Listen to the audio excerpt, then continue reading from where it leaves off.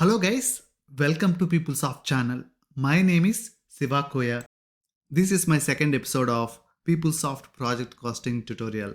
In my first episode, we understood what exactly is project costing. Today, we will dive into PeopleSoft project costing and we'll be setting up things from the scratch. If you remember, in my previous episode, I showed you how we can track project costs using an Excel. In this episode, we are going to do the same thing except that we will be using PeopleSoft project costing to track project costs. For most part, today's episode will be hands-on. Alright, without any delay, let's get started. Before we jump into hands-on exercise, let me give you some context about the exercise we are going to do next. Let's assume our company name is PeopleSoft Champs.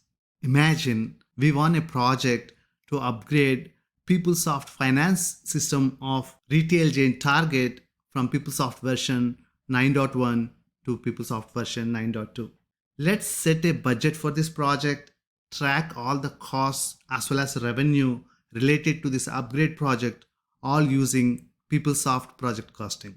Now I'll show you high-level overview of the configuration steps that we will be doing in a minute. Our company, PeopleSoft Champs, is a service-based company. Hence, we will start by creating a product of type service to track the service hours spent on a project. Once our company starts doing upgrade work, we will have to send bills to our customer Target, as well as the amount pending from Target for the work completed is nothing but revenue for our company. In order to send bills as well as track revenue of our company, we will create a customer contract in our second step. After that, we will be doing the most interesting part. We are going to create project in our PeopleSoft project costing module, define activities, assign resources for each project activity, configure hourly rate for each resource. Next, we are going to create two separate budgets for our project, one for cost, one for revenue. These are the budgets against which we track our actual costs as well as our company's actual revenue. Then we will do some project related transactions like entering expenses related to our project as well as record hours spent by our resources on this project. Finally, we are going to track the actual costs with the allocated budget. That's my plan for today. Without any delay, let's get started with our hands-on exercise. Like I said in the beginning, our company PeopleSoft Champs is a PeopleSoft implementation partner. Let's create a service product to track the work our company does. In order to create service product, I will navigate to products, identify product details, define product and attributes. I'll create a new service product. I'll click add a new value. Then I'll click on add button. We are only going to provide our software services only through a contract. So I will select product use contracts only. Let's give a description for our service, PeopleSoft upgrade service. Likewise, we can create a new product for each service we provide. And I will navigate to contract options. We are going to sell this particular service product on a rate basis. I mean, we are going to charge our customers based on the number of hours our resources spent on the project. Recognition method, I will select as incurred, which means we can book revenue or billing as and when work is done. Let's assign a revenue plan template which tells how often we can book revenue on this product. Let's use an existing template, service. If we open this revenue template, this is the revenue template that we just assigned to our product, which says that as soon as we activate the contract on this product, we are ready to book revenue. Likewise, I'm going to assign billing plan template to our product, which does the same thing like revenue plan. As soon as the contract is activated, the contract is eligible to bill our customer. Now I will go ahead and save our product.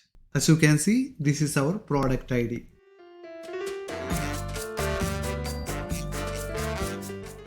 In order to track services provided to a customer, first of all, customers should exist in our PeopleSoft system, right?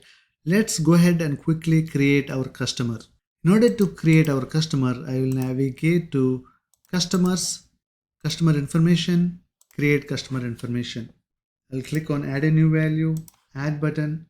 In order to make it fast, let me copy from an existing customer all the information. I will select staffing customer. Let me go ahead and select some of the options that I want to copy. I want to copy addresses as well.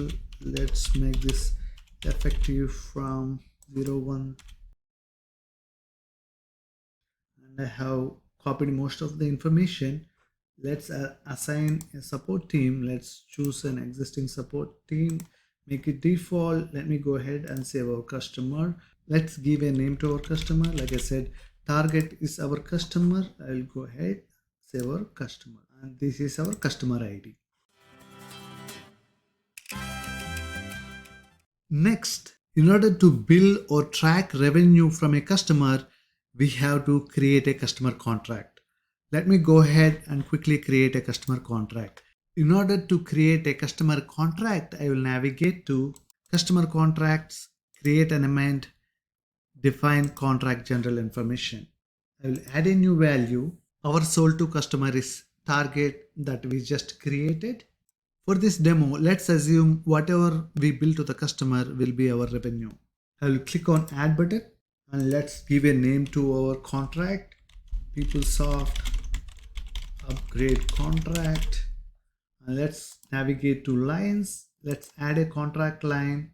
Let's search for the product that we created in this tutorial. Let's start this service contract from today and it will last for 30 days. I will select our contract line and click on add contract lines. Now I will click on return to contract lines and I will go ahead and save our contract. Now I will quickly go ahead and activate our contract. As you can see, our contract is now activated. If I navigate to contract lines and detail tab, as you can see, system is ready to track billing and revenue on this contract. It's time to do the fun part. Let's go ahead and create our project, define activities, assign resources to our project. In order to do that, I will navigate to project costing, project definitions, define project general information.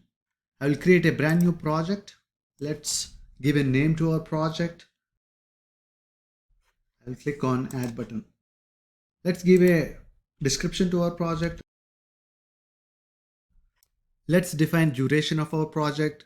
We will make it super fast upgrade in 60 days. Let me quickly update the end date of our project. I'll go ahead and save our project. After I save my project, now I can define project activities. Let's go ahead and do that. I'll click on project activities. Activities are nothing but what tasks are we going to perform as part of this project. Let's give a description for our activity. Let's add one more activity. I will select our row. I'll click on add button. Let's give a description to our second activity, test and implement. Now we can define how much time we are allocating for each project activity. Let's make it 30 days. I'll go ahead and save our activities. If I navigate to Gantt chart, here we can see the visualization of our project schedule color coded by each project activity. Alright, let's go back to our project now. Now let's assign resources to our project. I will scroll down and I'll click on resources. Let's add a resource to our project. I will search using employee ID. We just assigned Thomas for the entire duration of the project. Let's update his role in this project. I will add him as a consultant. I'll go ahead and click on add button to add resource to our project. If you want, you can add more resources to this project. For this demo, I'll keep it simple and we'll go with one resource. Now we are ready to assign our project resource to a specific project activity.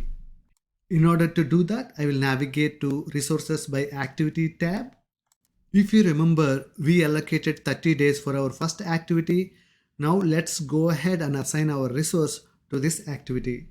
Just like how I did earlier, I'm going to search using his employee ID and assign our resource to this specific project activity. If I navigate to work tab, here you can see the number of hours allocated for this project activity, 30 days, 30 into 8, 240 hours. Now I will navigate to cost tab. In the cost tab, we can specify how the cost should be calculated for the hours spent by this resource. We have a few options here.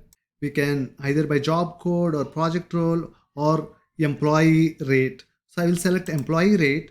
As soon as I did that, you can see the rate is defaulted to $150. Let me show you where this is configured. This is where you define the employee rate. Let me show you the navigation. Setup financials, product related, project costing, setup PC pricing, employee rate. As you can see here, there are two different types of rates defined for our employee here. For the sake of understanding, you can think cost rate as how much we pay our employee to perform this job, and the billing rate is how much we charge our end customer for the services he offered, just like I mentioned in my painting example. These rates are used by pricing process to calculate the total amount and charge it to our project. Now, likewise, I will navigate to Bill tab, and here again I will provide employee, and as you can see, this data came from our setup. I will go ahead and save our changes. Now I will navigate to our general information page. Now I will click on project status and change it to approved because we are all set up. And our project is now approved. Now that we have activated our project, let's go ahead and associate our project to the contract we created in our step number 2, where we can specify at what rate we can bill our customer target. Let's go ahead and do that. I will navigate to customer contracts, define price and terms, contract terms. Let's search for the contract that we created in the step number 2. Let's input PC business unit. This is where we can associate a project activity to a specific contract. I will go ahead and associate both our project activities to this contract.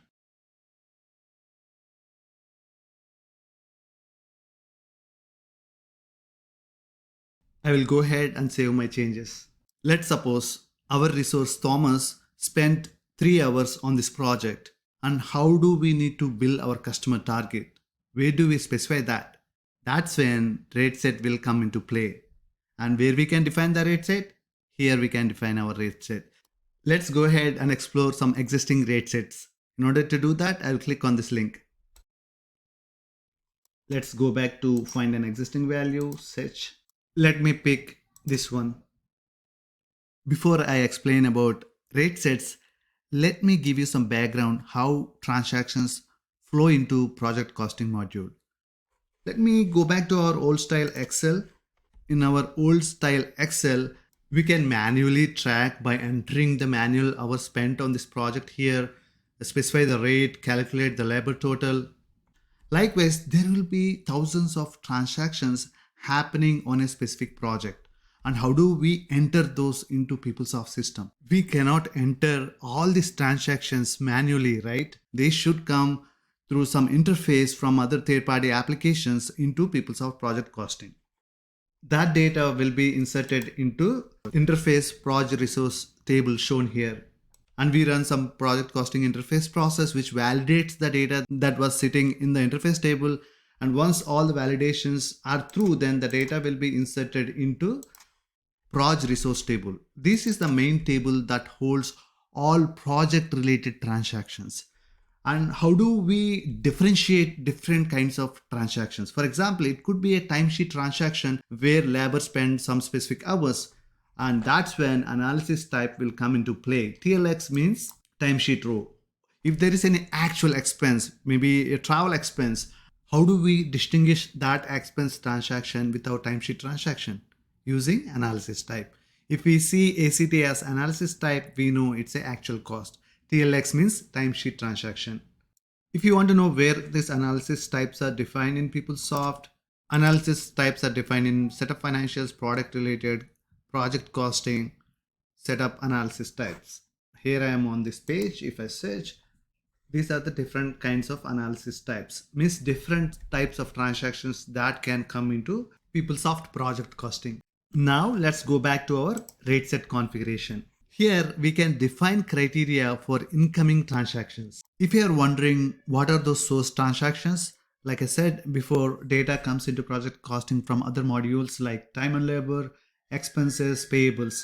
For each transaction row that gets into project costing, PC pricing process creates additional rows. For example, it creates billing row as well as actual cost row to track the actual costs. And again, how it calculates the billing, that depends on the configuration that we are about to do. Let's go back to our configuration.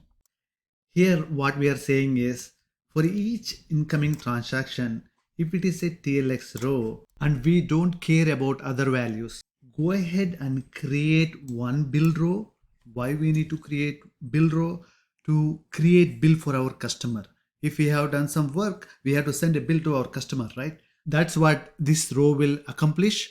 Down the road, billing module will use this row to create bill to our customer. We are also asking the system to create one row with actual cost. This row will help the company to track the actual cost. Maybe we are billing the customer for $100, but actual cost to company is only $50. If you are wondering how actual cost is calculated, we can specify that here. Here we have specified the option employee cost. Employee cost will refer to the cost rate for the specific employee. For the bill row, we are asking to system to calculate the rate based on employee billing rate. I hope now you got some idea. Don't worry if you are not very clear, you will get better understanding when we do our hands-on exercise. Now let's move on. When I do the demo, I'm going to insert one TLX row. I'm also going to insert one ACT row or actual cost row. Let's see the configuration for this analysis type. What this configuration is telling me is whenever we see an incoming transaction with analysis type of ACT, create a bill row because we are going to reimburse this amount from our customer. Create a bill row but mark it up by 10%. That's what this rate is telling me. I want to choose a different rate option. To make changes, I will click on correct history. Let's navigate back to our analysis type ACT. I will select the rate option as none, which means we are telling the system to use the amount that was sent by source system. We are not going to calculate in our project costing module. Let me save our changes. Since we are happy with our configuration, let's assign this rate set to our contract. I will navigate back to our contract. This is our contract, and let's go ahead and assign rate set that we just configured. I'll go ahead and save our changes. We have one last configuration step to review, that is accounting rules setup page. Let's go ahead and navigate to that page. I will navigate to customer contracts, create an amendment, ask incurred accounting distribution, and let's search with resource business unit US001 and let's select the bill analysis type row.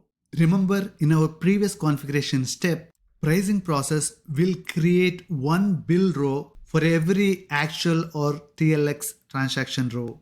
The amount billed to our customer is nothing but revenue to our company.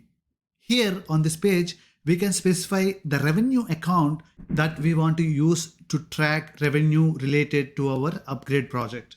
For this demo, I have created a new revenue account and populated here to track our upgrade project revenue. Increase in revenue is denoted with a credit, and unbilled account receivables or contract asset will fall on the debit side because assets should be always equal to liabilities plus honest equity. Watch my video what are debits and credits if you want to know more.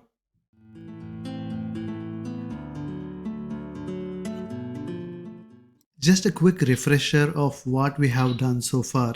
If we have to do the same steps that we did in our PeopleSoft system on an Excel sheet, this is what we have done so far. We have created our project, defined start date and end date. Then we defined our project activities, allocated the start date and end date for each project activity. Now let's go ahead and allocate budget for each project activity in our PeopleSoft system. In order to do that, I will navigate to project costing, budgeting, budget plan. Add a new value. Let's search for our project and click add button. Let's give a description for our budget plan.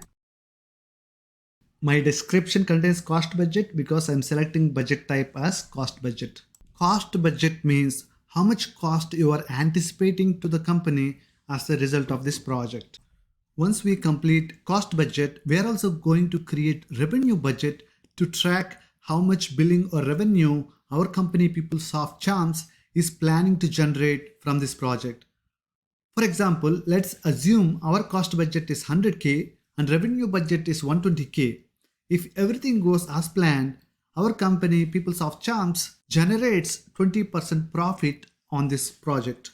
I hope you got some idea. For now, let's complete creating our cost budget. Now I will navigate to calendar tab. Let's update the number of periods to 2 because it's a monthly calendar and we plan to complete our project in 60 days. Let's navigate back to general tab and we will drill into budget details. Let's go ahead and select even spread because I plan to evenly spread the budget between two of our project activities. Now I will go ahead and allocate 100k for our project. Now I'll go ahead and click on distribute budget, which equally distributed our budget amount between our project activities. Now I'll click on budget item for our activity 1, then project budget item. Here we can select one of the available budget categories to further segregate where you want to spend your money. For example, we can allocate certain budget for travel, certain budget for equipment, and so on. But in our case, let's allocate all the budget to consulting services. Now I'll click OK and follow the same steps for our second activity.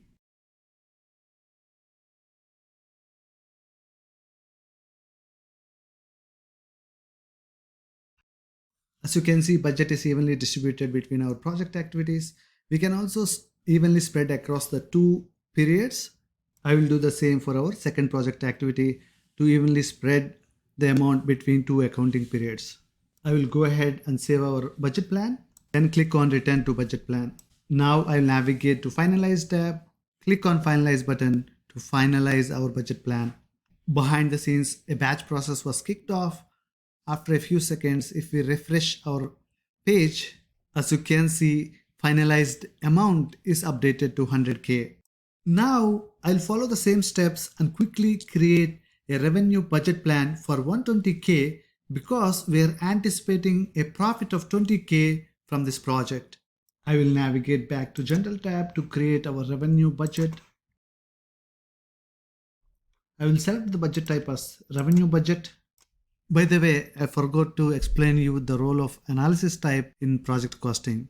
It's very important that you know it.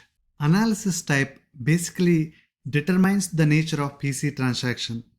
For example, here you can see BUD as analysis type, which tells me this specific row is related to budget plan. Likewise, RBD means revenue budget. Other common analysis types are BIL, which means bill row, TLX, which means timesheet row, ACT means actual cost row.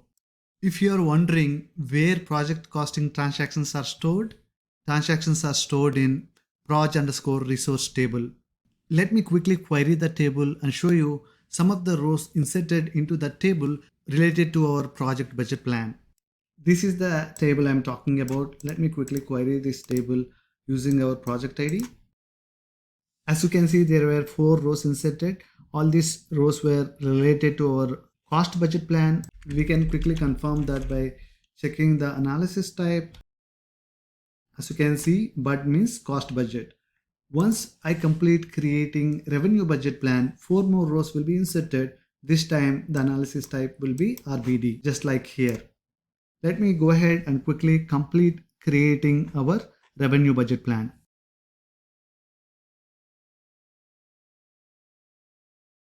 Let's go ahead and use the same budget item that we used for our cost budget.